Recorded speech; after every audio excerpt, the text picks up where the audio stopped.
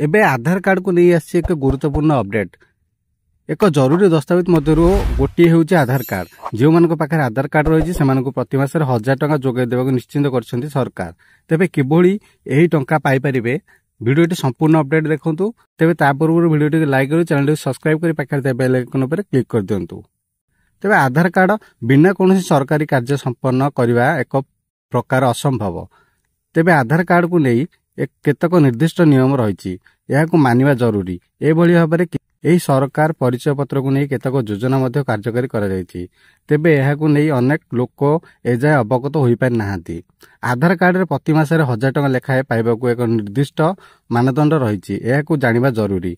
केवल 18 ରୁ 40 वर्ष वयस्क व्यक्ति विशेषों को यार लाभ मिल पारिछि। साधारणतः जनता को आर्थिक रूप से सुदृढ़ करने यही योजनार मूल लक्ष्य।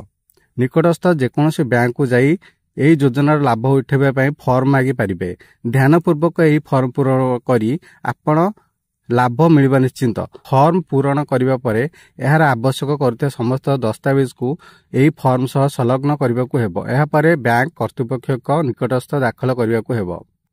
फॉर्म रे आपण को आपण प्रकृत ठिकाना और वार्षिक आय संबंधित सूचना देबाकू पड़िबो।